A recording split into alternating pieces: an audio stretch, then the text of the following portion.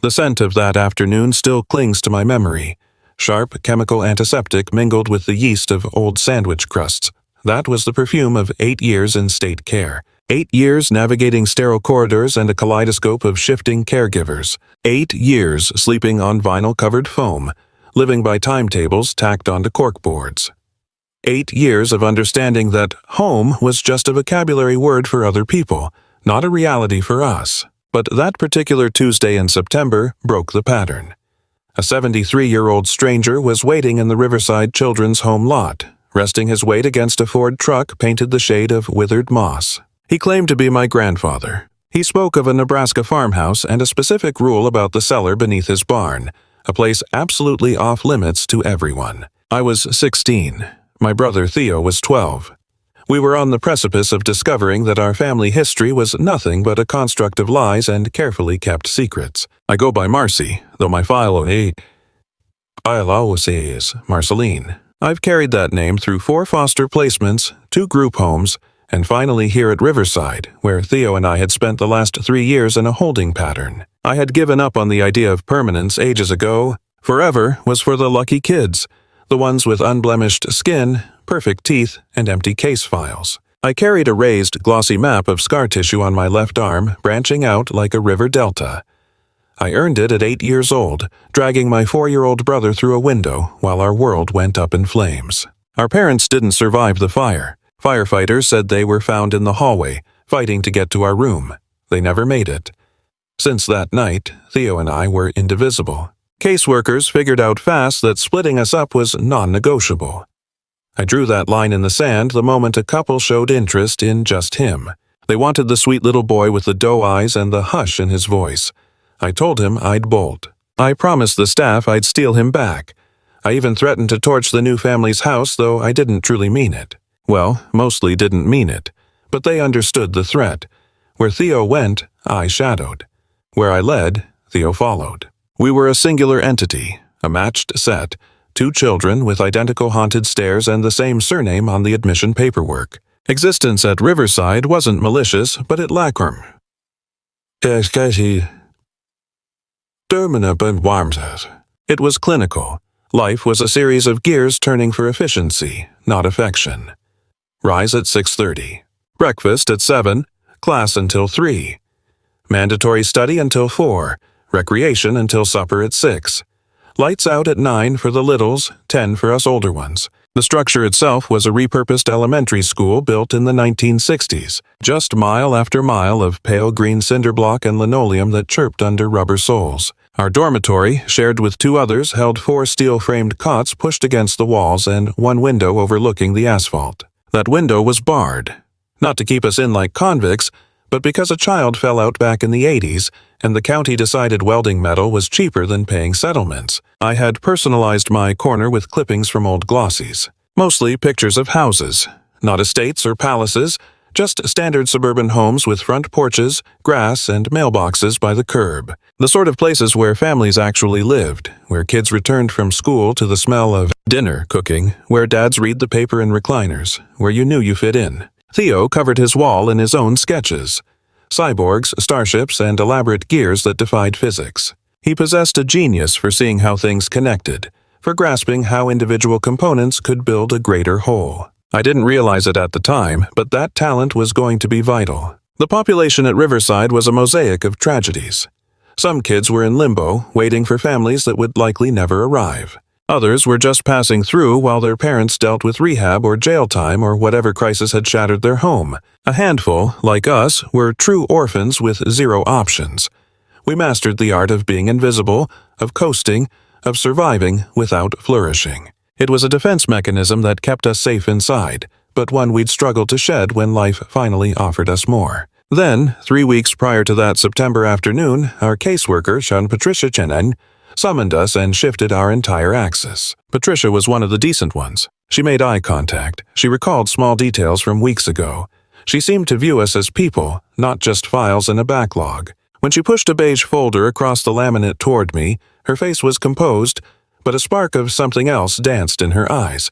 "Your grandfather has filed for custody of you both," she announced. I just blinked at her. The sentence was gibberish. "We don't have a grandfather." I insisted. Dad's folks died before we were born. Mom's dad. I drifted off, raking my mind for memories that didn't exist. We thought he was gone, too. Patricia checked the paperwork. His name is Howard Langford. He counts 73 winters, rooted to a homestead out in the Nebraska plains. The petition for guardianship landed on our desk 2 months back.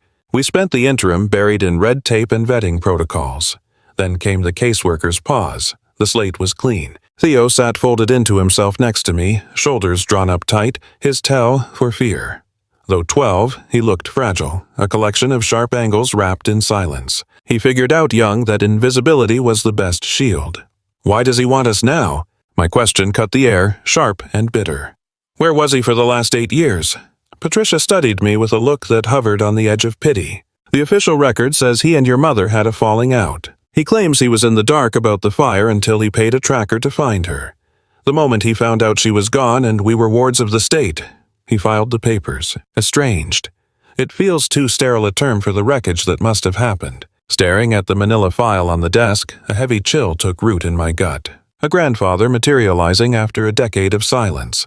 A ghost who was absent when the world fell apart. Do we have to go? Theo's voice was barely a breath. The caseworker laid out the hard truth with a soft touch. Mr. Langford is blood kin. The system always prioritizes relatives over group homes. Turning this down meant sticking it out at Riverside until I hit 18, and Theo would likely get transferred. I wouldn't be able to claim him. We'd be split up. That was the breaker. The one nightmare I'd fought off for 8 years. We signed. Now we were standing on the asphalt. Just 3 battered bags to our names, waiting for a stranger who shared our DNA to cross the lot. Howard Langford walked with a stiff, deliberate gait like every step cost him something. Yet he looked unbreakable. Even with the years, he was a tower of a man. Broad, topped with snowy hair, his face a map of deep furrows. His palms were rough leather, shaped by a lifetime of labor. But it was the eyes that caught me. Hazel, the mirror image of Theo's. Name's Howard, he offered, holding out a weathered hand. You'd be Marceline. I took it, following the script of polite society. His shake was solid, lacking any threat. And this is Theo, I said, stepping in to put my shoulder between them. Theo. Howard tasted the name, nodding slowly. His gaze held on the boy, and a spark of something old and painful lit up his expression. I get it if you're on edge. None of this is normal. We tossed our gear into the truck bed. Theo claimed the back bench while I rode shotgun. Rolling out, I watched the facility shrink in the side glass. I didn't feel a single pang of regret leaving that place. The haul to Nebraska chewed up nearly 5 hours. Howard wasn't one for small talk, but he gave straight answers to whatever we asked. Yeah, the land had been in the Langford name for ages. No, it was just him left. Yeah, plenty of space. It was heavy on the timber, with 60 acres opened up for grazing and hay, plus a plot for vegetables. He kept a coop of hens and a pair of horses. Eventually, I brought up Mom. His knuckles bleached white on the wheel. She was raised there, he murmured, his tone turning to gravel. She loved that dirt more than anything as a girl. Spent half her life in the barn, or down at the creek scooping up tadpoles. I burned to know more. I wanted the reason for the silence, but the tension in his neck warned me off. Theo drifted off in the back sometime after hour 2.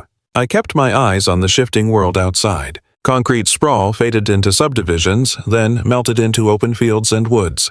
The sky felt like it had no ceiling out here. When the tires crunched onto a gravel lane marked Langford Farm, my chest squeezed tight. A white 2-story homestead with a porch wrapping the perimeter anchored the clearing. The paint was flaking and the deck listed a bit to the left, but the bones looked strong. A massive red barn loomed behind it, with sheds dotted around.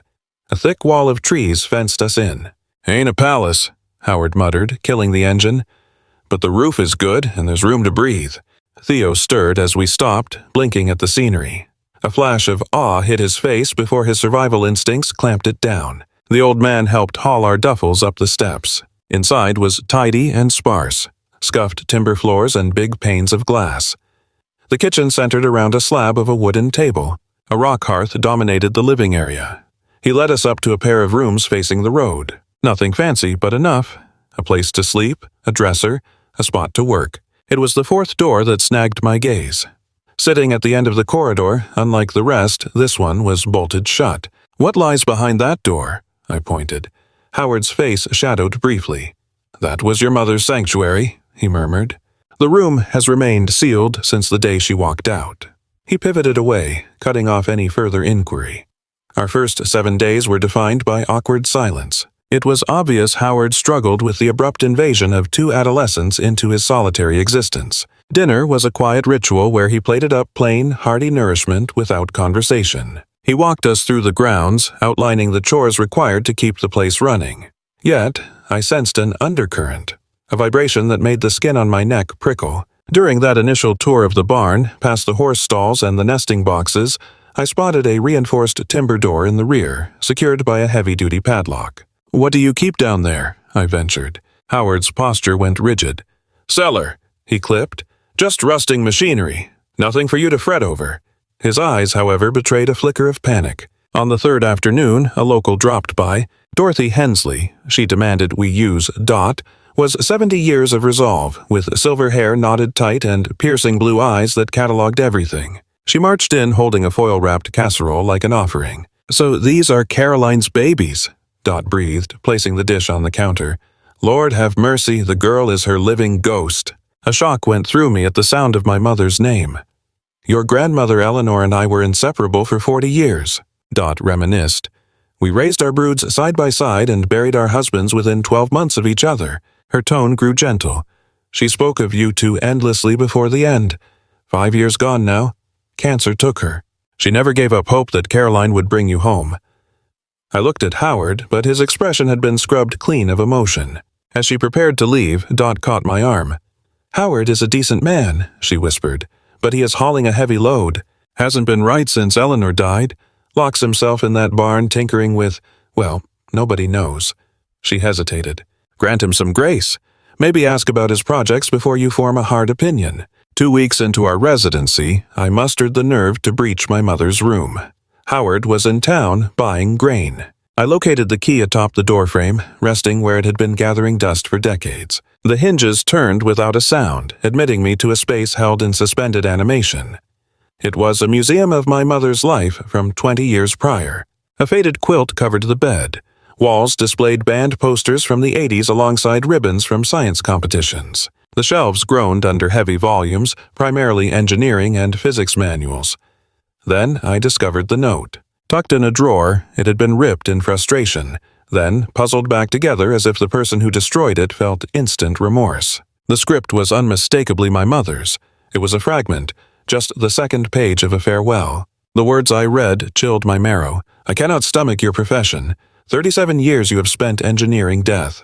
Guidance chips, firing mechanisms, all of it designed for slaughter. I will not raise my daughters in a home funded by blood money. I won't let them know their grandfather is the sort of man who—" The paper ended there, a jagged tear silencing the rest. I sank onto the mattress of her childhood bed, clutching the evidence of a deep family fracture. My grandfather, the gentle farmer who tended kale and fed chickens, had spent 37 years building weapons of war. I returned the scraps to their hiding place, shut the drawer, and locked the secret away. But the knowledge lingered. 6 weeks turned, and slowly, against my better judgment, I began to experience a sensation lost to me for years. I began to feel a sense of place. The farm labor became a comforting rhythm.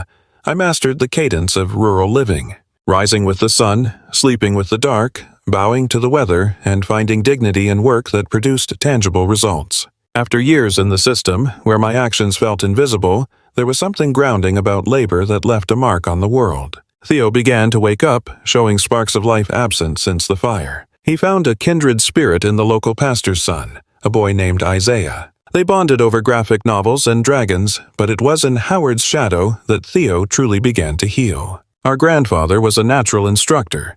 Bending over the vintage John Deere, he didn't just show us how to turn a wrench. He explained the physics of the engine. Theo soaked it up. His questions proved his mind was sharpening, hungry for the mechanics of the world. Watching them, I witnessed a miracle. Joy. Howard softened when he taught, and my brother, usually so guarded, finally breathed freely. It was during a session on carburetor tuning that the pieces clicked for me. I watched Howard's hands, roughened by soil, move with a delicate surgical precision that felt entirely out of place on a farm. The manner in which he wielded a wrench, the systematic logic he applied to every snag. None of it fit the caricature of a humble tiller of the soil. "You weren't born a farmer," I ventured. Howard's hands froze. "No, I wasn't." "So, what came before this?" Silence stretched between us. "Aerospace engineer, spent 37 years with a defense contractor focusing on propulsion and mechanical architecture." Fragments of my mother's angry letters surfaced in my memory. "Why did you walk away?" "I retired 15 years back." "Brought your grandmother home to her roots." He hesitated, closing the subject. "Come on, let's get this carburetor sorted." But he avoided my gaze. The secrets beneath the barn waited another 3 days to surface. He needed a hand with a project. Yet, as he guided us to the far corner, toward that reinforced door with the heavy-duty lock, his entire vibe shifted. This wasn't farm work.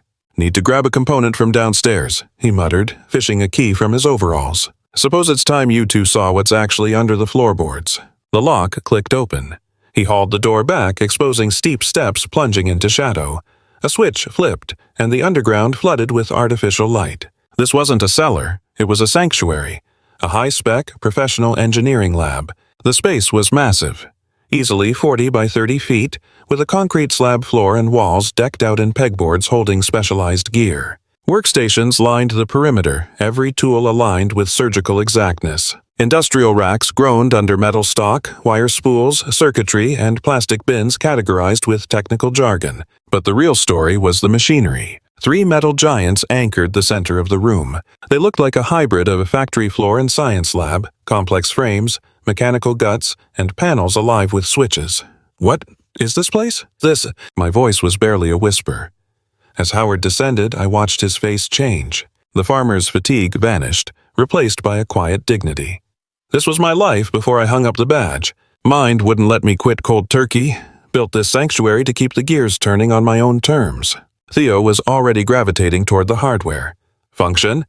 Precision milling machine," Howard clarified. "Shaves metal down to the micron. That one? A lathe for cylindrical work. And a drill press. I rigged that one with a custom computer guidance system myself." I looked at him, realigning my entire understanding of the man. "Mom despised this," he admitted softly. "She felt the work was too closely tied to conflict. It was the wedge that drove us apart. You're wondering why I'm showing you now?" I realized I was repeating history, making the same error I made with her, hiding my true nature because I feared judgment. He took a breath. "This is me. Not all of me, but the core. I needed you to see that." In the weeks that followed, that subterranean lab became our university. Howard stripped it back to the bones, the laws governing every construct he made. Lectures on kinetic energy, force transfer, the mathematical language that dictates reality. "It's not wizardry," he said, brandishing a scrapwood lever. "It's physics. Learn the rules of the universe, and you can bend them to your will." Theo absorbed it like oxygen. He filled journals with schematics, drilling Howard for the why and how behind every concept. Soon he was drafting simple machines. Gear ratios, linkages converting spin into straight lines. "The boy has the spark," Howard told me quietly one night after Theo turned in. "Same as your mother. Same as I did back then. He sees the architecture of things, intuitive understanding." I wasn't a natural engineer, but I found my own rhythm in the work. While Theo was the architect, I became the medic, diagnosing the break, understanding the failure, preventing the relapse. I adopted the old John Deere tractor as my patient. He taught me to decipher blueprints, measure tolerances, and hunt down faults in the system, resurrecting a dead machine. It offered a profound, quiet peace. "You're a mechanical surgeon," Theo joked, watching me tune a carburetor. "Things need maintaining," I replied. "Not everyone is an inventor." But that basement taught me about survival, not just engines. I was getting a crash course in the art of waiting. I was discovering that the hardest knots rarely loosened with a simple tug. It became clear that intelligence wasn't about having a library of answers, but rather the grit to navigate the dark until you found a light. Roughly 3 months into our stay, Howard invited us to see something unique one evening. It was a metal contraption, no larger than a standard pair of boots, crafted from milled aluminum so seamless it looked like a solid block. Etched grooves and pits ran across the face of it. Once Howard switched on a tiny motor, the whole thing woke up, shifting in a hypnotic rhythm. Cogs locked into place while levers rose and dipped in perfect time. Energy transferred across the mechanism in ways that didn't seem physically possible, unfolding like a steel blossom opening in slow motion. It is a kinetic sculpture, Howard told us, and I heard a rare gentleness enter his tone. Useless, practically speaking. It exists only to look good. I began machining the parts the week after your grandmother left us. Eleanor always insisted I find a pastime that didn't feel like a job.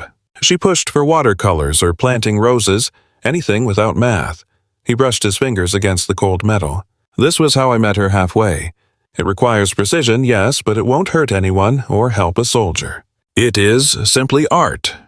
Theo stepped in, his gaze locked on the shifting parts with a focus I knew well. Incredible, he whispered. It is like seeing an idea turn solid. Howard glanced at my brother, and the look in his eyes choked me up. He saw a kindred spirit. You hit the nail on the head, Howard replied. Engineering goes beyond fixing a leaky pipe, Theo.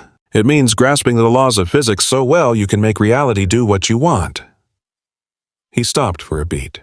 Your mother knew that too before she turned her back on my work. It wasn't the science she hated, I murmured. It was the destruction you built with it. Howard dipped his chin in agreement.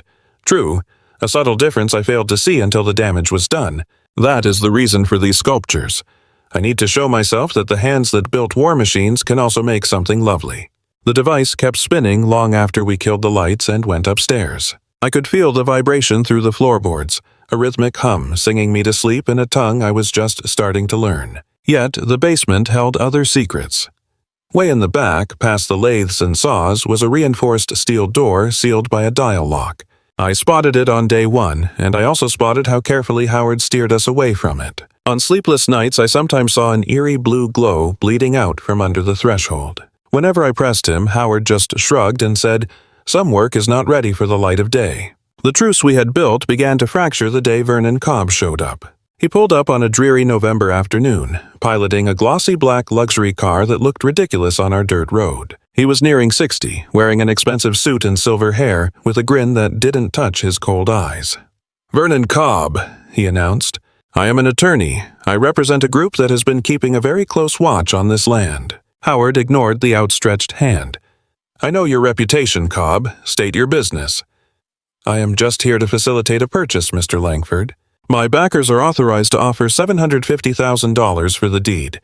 Cash up front, close immediately. $750,000. The figure hung heavy in the damp air. It seemed unreal. "I am not selling," Howard stated firmly.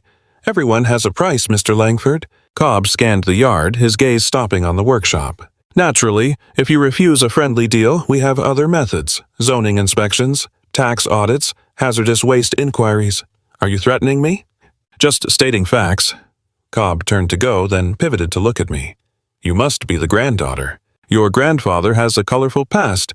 Has he ever mentioned his career before he played the part of a simple rustic?" He smirked. "You might want to ask what is in the cellar." He sped off before we could say a word. That evening, the peace broke. Cobb's offer had been eating at me for hours. $750,000. It meant tuition, a real home, and a life Theo and I never thought we would get to taste. "We need to think about taking it," I said over supper. "That cash could fix our lives." Theo dropped his fork. It clattered loudly. "Excuse me, I am just being practical. Howard is 73. He is not exactly fit. When he dies, what then? Do we become farmers?" "We live here now," Theo argued, his volume jumping up. "He is blood." "He is a stranger we met 3 months ago," I shot back. "We do not know who he really is." "You're refusing to see the real man because you've already made up your mind." Theo shot up from the table, the legs of his chair dragging a harsh screech across the floorboards. "Since the moment we crossed the threshold, you've been anticipating a catastrophe, searching for a justification to bolt. Exactly like..." He caught himself, but the silence was loud enough. "Like who?" I challenged him. "Just like Mom." His voice dropped to a hush, yet the impact was heavier than any shout could have been. Howard explained her struggle to me, how she constantly scanned the horizon for grievances, curating evidence to fit the bitter narrative she already believed. She cast Grandpa as the villain in her story, and from then on, she viewed his every action through that dark lens. She denied him the grace to be multifaceted. Tell me, is that really fair? Moisture gathered in Theo's eyes, yet his tone held firm. You dug up one shredded scrap of paper and convinced yourself you understood the whole history. You never inquired about his contributions, the lives he supported, the context of his reasoning. or the difficult paths he chose, you simply passed a verdict of guilt. And now you are eyeing the door. I am guarding our well-being, I countered. False. You are guarding your own heart. You are protecting yourself from caring about someone who might vanish, from placing faith in someone who might fail you. He scrubbed at his face. That was Mom's tragedy too. Her shield was so thick it blocked out her own father. It robbed us of a grandfather, and you are poised to replicate that mistake. He departed before I could muster a defense, abandoning me to the silence and the haunting possibility that his assessment was accurate. Howard, a quiet specter throughout our argument, finally stirred. He pushed himself upright with deliberate slowness. There is truth in his words, Howard noted softly, regarding your mother and the invisible burdens we inherit without consent. He lingered near the basin. Yet his picture is incomplete. You are not a carbon copy of her, Marceline. The opportunity to chart a different course remains yours.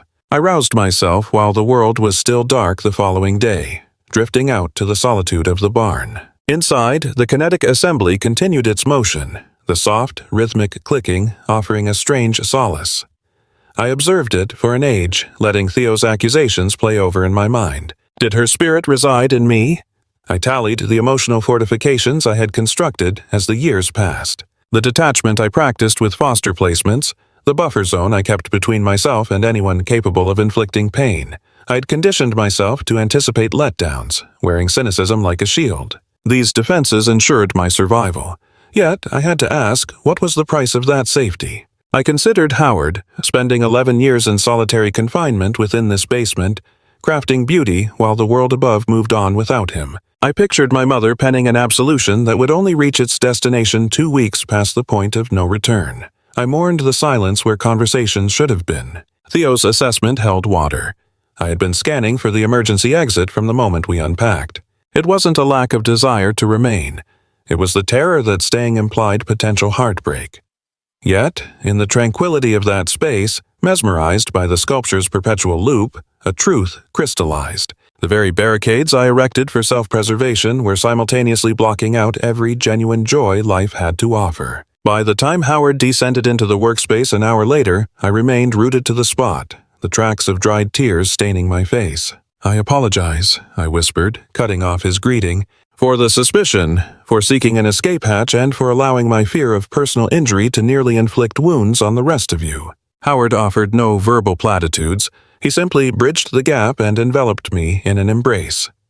For the first time in 8 years, I surrendered to the comfort of kin. For those who have walked this path with Marcy and Theo thus far, I have a brief inquiry before we press on. Has a revelation ever forced you to completely reconstruct your image of a loved one? Perhaps a dusty box of correspondence found in the attic or a confession whispered at a wake. I invite you to share your experiences in the discussion section. Furthermore, if the mystery of Howard Langford's creation behind the reinforced steel intrigues you, if you want to know what has been concealed all these years, ensure you are subscribed. Marcy's impending discovery alters the entire landscape. Let us return to the narrative. The reckoning concerning my mother arrived 2 days subsequently. I presented Howard with the fragmented correspondence I had unearthed in her quarters. I studied his expression as he absorbed the text, noting the spasm of anguish that marred his composure. Her assessment was accurate, he murmured, regarding my actions. For 37 years, I dedicated my life to engineering guidance systems and control interfaces for tactical aircraft and ballistics. I rationalized it as pure engineering, an exercise in problem-solving. Your mother, however, pierced that veil. Then what was the motivation? Competence, financial stability, and the hollow justification that if I declined the task, another would simply take my place. He placed the scraps of paper on the table. These are mere rationalizations. The ugly truth is that I reveled in the intellectual challenge, willfully blinding myself to the destructive application of my solutions. What is the death toll attached to your designs? Howard sank into a prolonged silence. That figure eludes me, he eventually confessed. I have attempted the arithmetic, but I created mere components for larger systems, which were then integrated into armaments deployed in conflicts across the globe. The web of causality is too extensive, too knotted to unravel. He met my gaze, eyes glistening. However, the number is certainly greater than 0. That is a weight I am destined to bear until my final breath. If that is the case, why continue to engineer? What is the purpose of this workshop? After your grandmother passed, the silence was deafening. Then I lost Caroline, and when I realized I didn't know where you kids were, I was hollow. I needed a reason to get out of bed. He rose stiffly and shuffled toward the exit. Follow me, both of you. It's time you saw what I've been working on. The heavy steel barrier unlocked after he punched in a sequence I'd later find out he kept entirely in his head. The chamber beyond was compact, roughly 15 by 20 feet, but the massive shape in the center swallowed the room.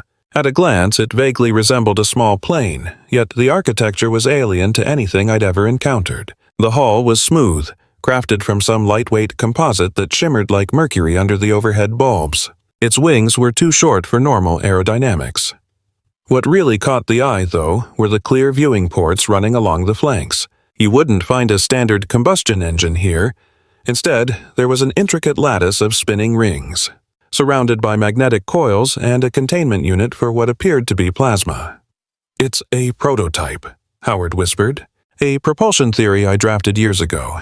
No one would write the check to test it back then. So when I hung up my hat and lost your grandmother, I figured I'd build the damn thing myself.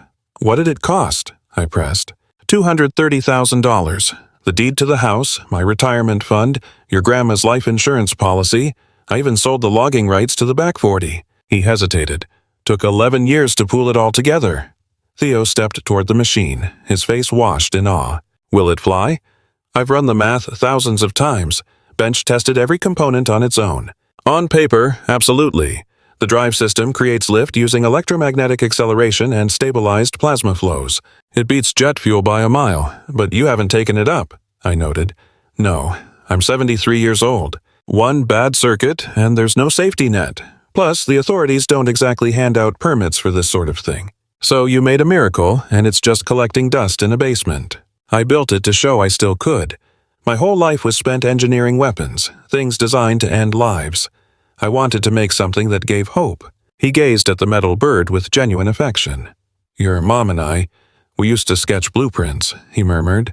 Back when she was little, before she knew my trade was war, her mind was endless. She'd dream up these wild contraptions, and I'd sit there and engineer the physics for her. He looked back at me. I did this for her, in a way, to make something she'd be proud of. His composure faltered. God, I wish she could see it. 2 weeks out from Christmas, Vernon Cobb showed up again. He brought backup.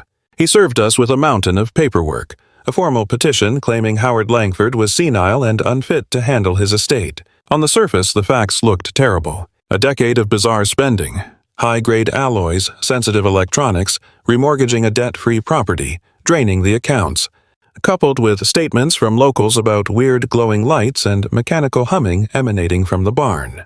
Mr. Langford has divorced himself from reality. Cobb's filing read, he's burning the family inheritance on fantasies. He isn't fit to look after himself, let alone serve as a guardian to 2 minors. The court date was set for January. That evening, Theo and I watched Howard stare into the hearth, his gaze hollow. He might have a point, Howard whispered. I might be losing it. Who else dumps 11 years and every dime into a plane that stays on the ground? You're not crazy, Theo snapped. You're a genius. If Cobb takes the ruling, the farm is gone. You two go back to foster care and my life's work gets sold for scrap metal. We're not letting him win, I promised. Salvation arrived from a surprising direction. Dot. She showed up the next morning, jaw set, waving a piece of paper. I've been on the phone, she declared, calling everyone Howard knows. Everyone he's lifted up over the years. Turns out, that's a long list. For the next fortnight, the whole town of Ashford rallied. Farmers whose tractors Howard fixed for free, folks he'd supported quietly through the church, neighbors he'd rescued in snowstorms. The local courthouse was a cramped space, usually reserved for speeding tickets and fence disputes. But on that January morning, you couldn't find a seat. Cobb laid out his argument with the slick assurance of a guy who'd already counted his winnings. He slapped down ledgers proving Howard's reckless spending. He brought in a shrink who swore that building a spaceship in a cellar wasn't the hallmark of a sane mind. He spun a narrative of a sad, delusional recluse. Then the judge looked at us. Dot Hensley took the stand first. She spoke of Eleanor, of 50 years of history, of watching a man mourn his wife yet summon the grit to hunt for his grandkids. That man drove 5 hours one way just to bring his kin home, she stated. I ask you, is that the profile of a man detached from reality? Reverend Greer took the stand, detailing Howard's silent devotion and the 20 years he spent quietly funding struggling households without ever seeking credit. "I have guided souls through their darkest hours for 3 decades, the pastor noted. Mr. Langford isn't breaking down. He is rebuilding himself after a tragedy. Then came Merle Dawson, a 78-year-old cattleman who swore by Howard's technical brilliance. "He repaired my rig thrice when my pockets were empty," Dawson explained, "and he didn't just fix it. He taught me the mechanics as he worked. Hardly the actions of a lunatic." Yet the tide truly shifted when young Theo requested permission to address the court. The magistrate paused, considering the boy was merely 12. However, the sheer resolve in my brother's gaze seemed to sway him. Rising from his chair, Theo looked tiny against the mahogany furniture, yet when he spoke, his tone didn't waver. "I have learned more from him in 3 months than I did during 8 years in a classroom," he stated. "He shows me the logic behind machines, how to create rather than destroy." Theo locked eyes with the judge. "He isn't mad. He is a genius, and he is all the kin we have." A heavy stillness settled over the room as he sat down. It took the magistrate under 5 minutes to return. "I see no proof that Mr. Langford lacks the capacity to handle his own life," he announced. "Living differently is not the same as being incompetent." Case dismissed. Cobb flushed a deep crimson. "You have no idea what he is constructing," he spat at us in the hallway. "Those designs are worth millions." Before he could continue, Dot Hensley moved to intercept him. "Vernon," she said, her tone low but steely. "I knew your daddy. He was decent, and he would be mortified to see the man standing before me now. I recommend you climb into your expensive vehicle and return to whichever metropolis spawned you. If you trespass on their land again, I will ensure every soul in this county, from the pulpit to the plow, knows exactly how low you have sunk." The color drained from Cobb's face. In a place like Ashford, a good name was the only currency that mattered. He turned on his heel in silence. That was the last we ever saw of him. The interval leading up to Christmas brought a joy I had nearly forgotten. With the lawsuit vanquished, the atmosphere in the homestead transformed. The constant strain evaporated, giving way to a comfort I hadn't known since the days before the accident. Howard appeared physically unburdened, as though the town's embrace had removed a yoke he had worn for decades. Laughter came freely to him again. He recounted tales of his youth and spoke of Eleanor with a smile that shone through tear-filled eyes. We settled into a rhythm.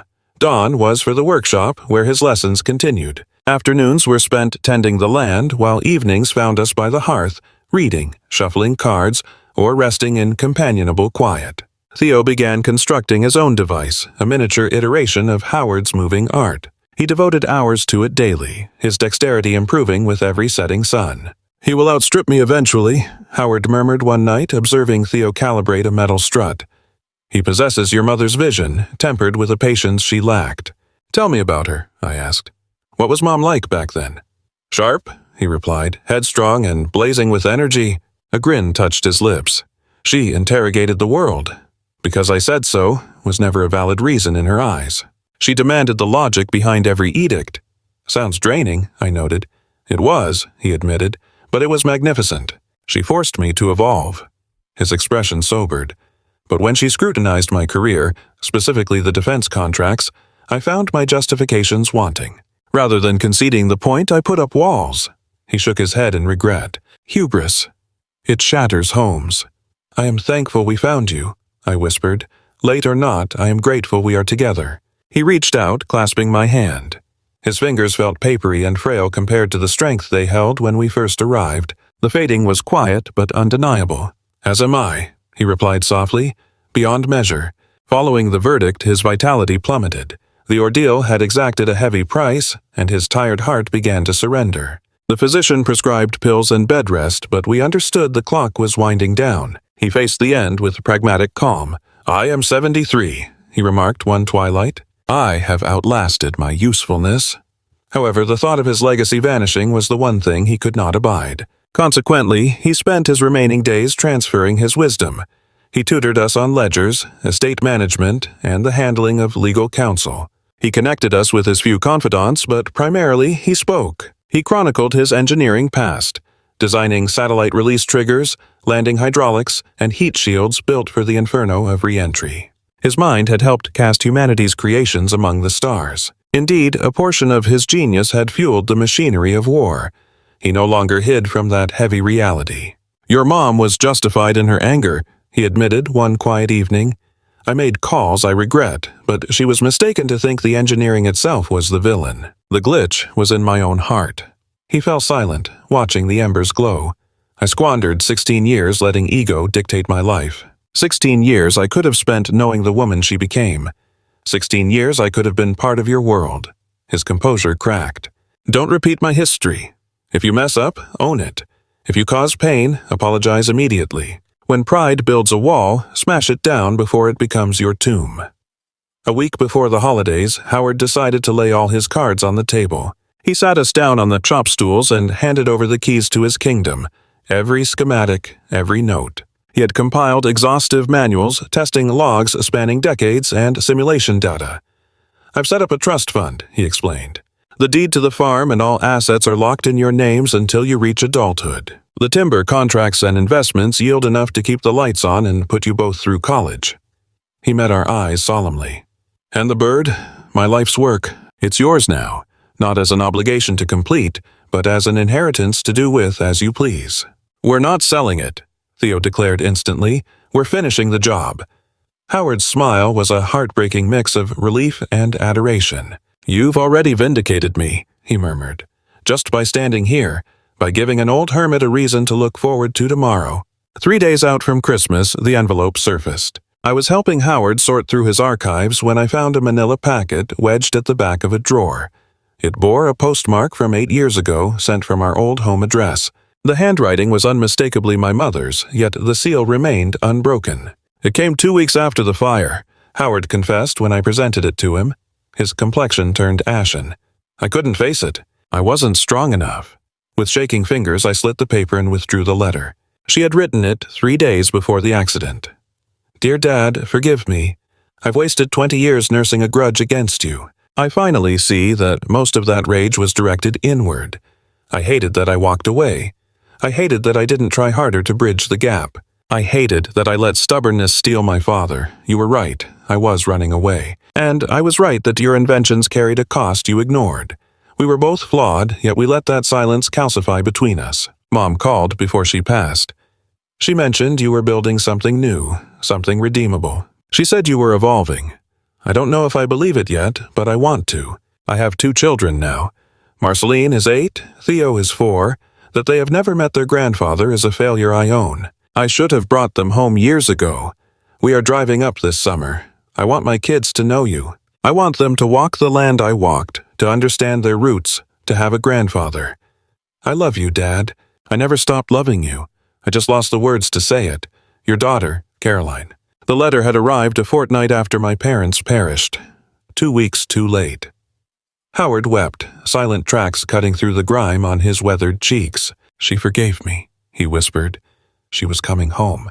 I slid next to him, wrapping my arm around his trembling frame. "She wrote the words," I said gently. "She wanted to return. That is the truth that matters. She left this world knowing she would see you again." "But I didn't know," Howard choked out. "I lived 8 years, believing she despised me." We sat by the hearth for a long time, bound by grief and love and the terrible realization of how silence destroys. Howard Langford passed on a frigid morning 3 days after Christmas. I found him in bed, looking peaceful, eyes shut forever. Clutched in his right hand was my mother's letter. The service at the town Baptist church was unexpectedly full. Strangers packed every pew. People whose lives Howard had quietly impacted. Dot Hensley delivered a eulogy that left no dry eyes. "Howard Langford didn't know how to say, 'I love you,'" she told the crowd.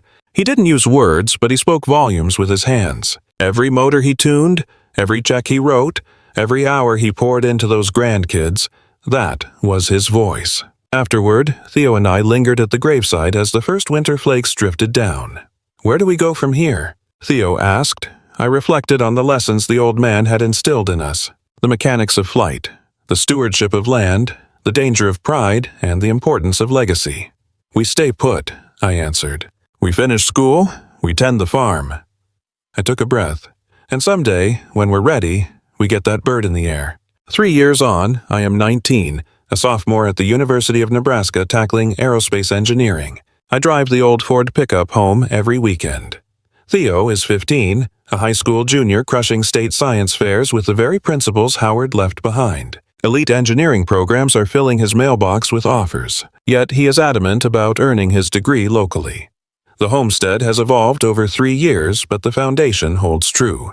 Theo and I resurfaced the exterior last season, balancing on scaffolding for a fortnight, burying the chipped paint under a pristine layer that caught the prairie light. We shored up the drooping veranda, swapped out the rotting cedar on the barn, and tightened the perimeter wire. The coop is still active, populated by the great-grandchicks of Howard's original layers. The horses are graying, but they have kept their spirit. Our vegetable plots have widened, guided by Dot's wisdom and the community's watchful eye. However, the cellar is where the real transformation happened. The shop has morphed into a facility Howard would find alien. We invested the inheritance in modern fabrication tools. Digital interfaces now network the machinery, crunching numbers with an accuracy the old man never possessed. The prototype anchors the room. It is a collaboration now, not a hermit's obsession. We have overhauled the avionics with contemporary tech and reinforced the fuselage. We have engineered redundancies to ensure we walk away if the maiden voyage goes south. Isaiah pitches in occasionally, though he is more at home with code than calipers. He and Theo coded a pilot interface that is beautiful in its minimalism. Dot still delivers casseroles on Sundays, maintaining the ritual she started for Elelenar and continued for Howard. She occupies her usual spot and recounts histories of the valley. The Reverend checks on us, too. He buried our grandfather and will likely preside over every major milestone we have left. We are woven into the town now. No longer just the charity cases Howard took in, but citizens.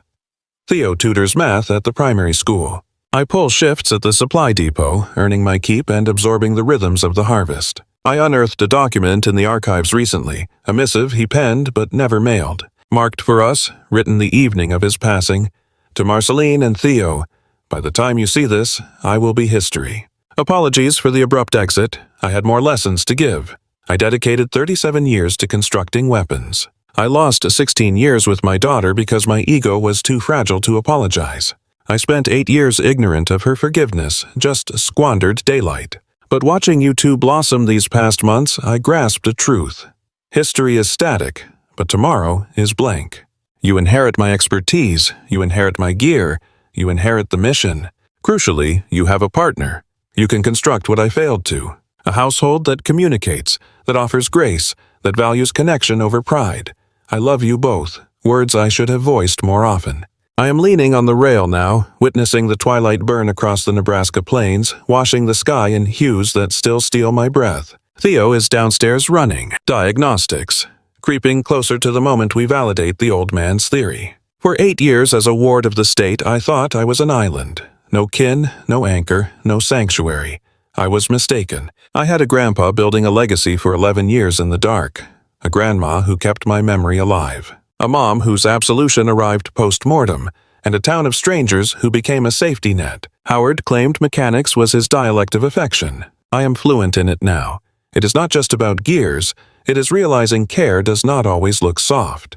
Sometimes it is rough knuckles repairing an engine pro bono. Sometimes it is a bedroom kept dust-free for 20 years for a ghost. Sometimes it is a cellar full of blueprints. And 2 castaways finally putting down roots. The bird will fly eventually, next season or the one after. The calendar is irrelevant. Preparation is everything. And when wheels leave the earth, when the math holds up and his magnum opus climbs, we will know that connection defeated ego, that presence defeated silence, and that resilience outlasted the regret. Some mail arrives too. Late, some apologies die in the throat, some bridges stay burned. But if fortune smiles, you uncover a workshop of potential and the guts to execute. That was Howard Langford's bequest. That is the definition of kinship. Yet, the land taught me another lesson, one that required more patience. Howard Langford did a lot more than just lecture us on the principles of engineering. It wasn't merely about assembling gears or troubleshooting an engine. He was imparting lessons that mattered far more. He was instructing us on the very act of living. After spending 8 years bouncing through foster care, I was convinced my value depended entirely on my utility, on staying silent and causing zero friction. I had mastered the art of shrinking, of occupying the absolute minimum amount of room required to exist and never asking for a thing because desire always led to a letdown. Theo, however, walked a different path. He figured out that remaining unseen was the only real shield. To him, requesting assistance was just an admission of frailty. He believed the only reliable soul in this world was one's own. We hauled those hard beliefs all the way to the farm, stuffed deep in our battered bags right next to our meager belongings. We dragged that baggage through Howard's front door, into the sanctuary of his shop, and into every single exchange we shared with him and the folks of Ashford. And then, with an agonizing but beautiful slowness, Howard dismantled those walls. He went about it in his own specific way. He didn't use speeches, mostly because talking wasn't really his strong suit. He didn't rely on dramatic displays either. Showboating just wasn't in his nature. Instead, he used a quiet endurance, simply being there, stacking up tiny, consistent moments until they built a foundation of trust. He cooked breakfast every single morning. Not out of obligation, and certainly not because we asked, but because that is the work of a family. They appear. They nourish one another. They ensure nobody faces the morning on an empty stomach, and every night, he would sit with us. Occasionally we spoke. Often, we said nothing at all, yet he remained there in his armchair near the hearth, flipping through technical magazines or simply watching the fire dance. His stillness communicated what his voice could not. It said, "This is your place. You are important. You have company." Whenever a fracture appeared, whether in the old tractor, the boundary fence, or my own spirit, he was there to help repair it. He showed me that ruin is not the end. He proved that damage is temporary, and that with proper instrumentation and sufficient time, nearly anything can be made whole again. That thought stays with me these days. I consider all the fractured kids sitting in group homes and state facilities across the nation. Kids just like Theo and myself, hauling around injuries they never asked for and bearing scars they never deserved. Young ones who discovered far too early that the world often lacks mercy. They learned that affection comes with strings, fades quickly and vanishes without warning. I wonder what might happen if each of them stumbled upon a guardian like Howard, a person capable of looking beyond the wreckage to see the human soul beneath it, a mentor who held on to faith for them when they had none left for themselves, someone who returned, day in and day out, not by force but by volition. Howard selected us. That is the detail that haunts me in the best way. He had no obligation to seek us out. He could have spent his twilight years in solitude on that land, fiddling with engines, guarding his mysteries, and leaving the past undisturbed. The man was 73 years old. He possessed his rituals, his solitude, his peace. Yet, he decided to shatter that calm. He opened his doors to a pair of damaged adolescents he didn't even know. He opted to hand over his wisdom, his tools, and his legacy to kids who might not have understood the value of any of it. He picked compassion over convenience, and that decision rescued us. I don't mean in some cinematic, blockbuster fashion. We weren't facing imminent peril back at Riverside. We were fed, housed, and schooled. On paper, regarding the system's metrics, we were okay, but there is a massive gap between merely not dying and actually being alive. There is a distinct line between occupying space and truly fitting in. There is a void between shelter and sanctuary. Howard bridged that gap for us. He offered us stability when we had spent our entire existence being uprooted. He provided a sense of lineage when we were convinced our narrative began with flames and concluded with grief. He handed us a tomorrow when we were conditioned to only survive today. And ultimately, we offered something back to him. We provided him with a purpose to persist. We gave him students to mentor, souls to cherish, and heirs for his life's work. We granted him the opportunity to become the grandfather he yearned to be, the father he had failed to be, and the man he knew he was capable of being had hubris not intervened. This is precisely what I refer to when I say kinship is not defined by biology alone. Bloodlines link us, certainly. Howard, my mother, Theo, and I, we share the same genetic code, the biological building blocks. But that is merely physiology. It is simply a roll of the genetic dice. A true family is engineered. Much like that moving sculpture in Howard's shop, it is fabricated component by component. Day by day, decision by decision, you gather the raw elements, humans with their specific traumas, anxieties, and hopes, and you mold them into a cohesive unit. You calibrate and polish. Occasionally, you must dismantle the whole thing and begin anew. However, when it functions, when every gear finally meshes perfectly, It is magnificent. It flows. It comes alive. What we created out here on the land amounts to far more than just pieces put together. It evolved into something entirely its own. It wasn't about the hardware or the nostalgia. We forged a bond deeper than blood. 3 years after we lost him, I'm finally grasping the lesson he really meant to leave behind. The job doesn't have an end date. That vessel downstairs isn't done, and honestly, it might stay that way forever. At least, not in the form he first pictured. Technology marches on, and wisdom deepens with time. Miracles from yesterday are just standard procedure today. The craft my brother and I are assembling has already outgrown the original blueprints filled with upgrades the old man couldn't have dreamt of. And that is precisely how it should be, because that is the nature of a true bequest. You don't hand over a completed masterpiece, you offer a starting line. You equip the young ones with the gear, the insight, and the footing they need. Then you have faith they'll construct something beyond your own capabilities. He got that concept. I reckon he understood it more clearly than any of us did. His goal wasn't an engine that would run for eternity. It was to shape resilient spirits that would soar long after he had left this earth. Souls who realize the mission isn't about wrapping up, it is about carrying on. Arrival is never the objective. Forward momentum is the real goal. Theo is heading off to university in a couple of years.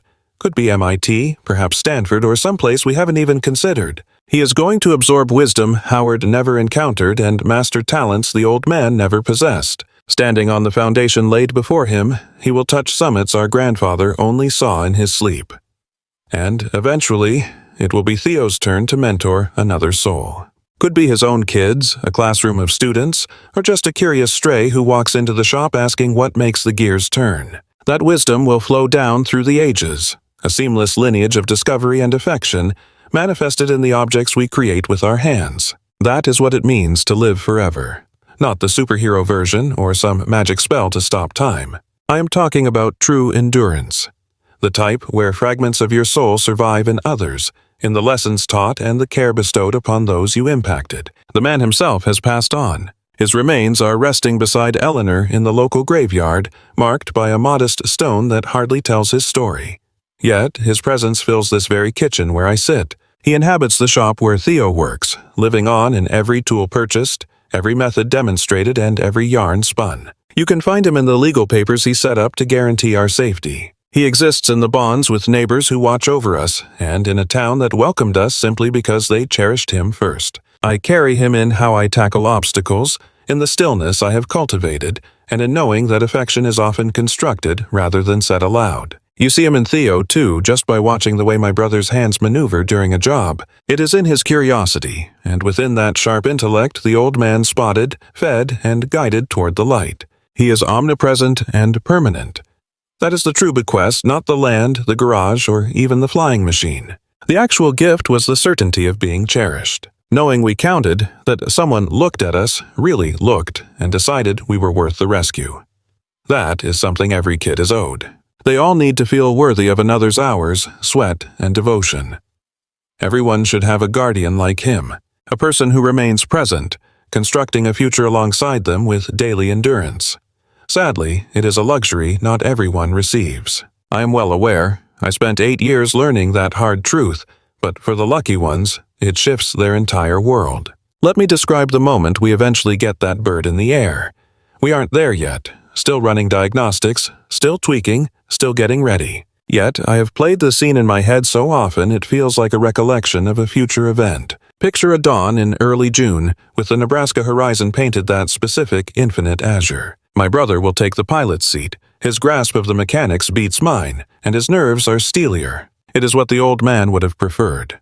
I will remain on the tarmac, pulse racing, mentally replaying every equation and safety check. Dot is going to show up along with Pastor Greer and, likely, 50% of the town, since news travels fast in places like this. Then the motor engages, a strange electromagnetic purr you won't hear anywhere else on the planet. The vessel rolls along our makeshift runway, gathering momentum until the short wings bite into the breeze, and up she goes, ascending from the earth, mocking physics and skepticism alike, proving wrong every soul who labeled him a lunatic for chasing a dream.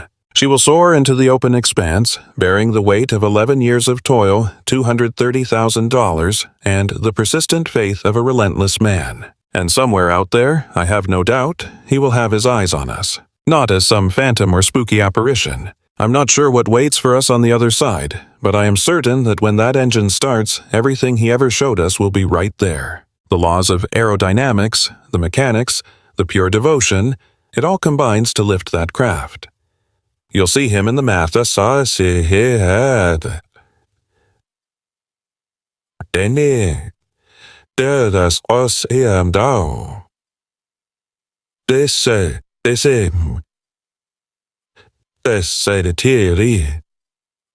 His spirit lives in the steel he chose for the chassis. It lives in the self-assurance Theo carries now. That belief in himself? Howard constructed it. Brick by brick, session by session. When that plane goes up, Howard goes with it, and we do too. This was always his endgame. It wasn't about him taking to the skies, even though he would have relished the view. He needed us to soar. He aimed to make us airworthy. And he succeeded. I want to close this chapter the way it started, but the scent has changed. No more bleach and hard crusts. Now, the air is different. It's the aroma of a fresh pot on the burner, the drift of oak smoke from the hearth, new-mown grass drying in the loft, the sharp bite of steel and grease from the garage, that impossible mix of industry and nature, the specific perfume of wet soil out here, fertile and waiting. That is the fragrance of safety. For my first 16 years, I had no idea. I didn't realize a sanctuary had an odor, or that fitting in felt like something you could touch. I thought family was just a noise people made, a concept for everyone else. I understand better now. A home isn't coordinates on a map, it's a decision. It is showing up over and over again for the ones you value. It is cooking a meal before anyone has to beg for it. It is teaching someone what you know without asking for a dime back. It is letting your hands say, "I love you," when your voice cannot. Sanctuary is what appears when you gather the shards of a wrecked life and decide to make a mosaic instead of a mess. That is the gift Howard Langford left behind. So, every week when Dot brings her baking, every afternoon I commute back from classes, every night Theo and I warm ourselves by the hearth in Howard's old spot, we renew that vow. We decide to be kin. We decide to stay. We decide to keep the project alive because that is the definition of devotion. It isn't an emotion, though the heart plays a role. It isn't a speech. Love is an action word. It is the grind you put in when the audience is gone.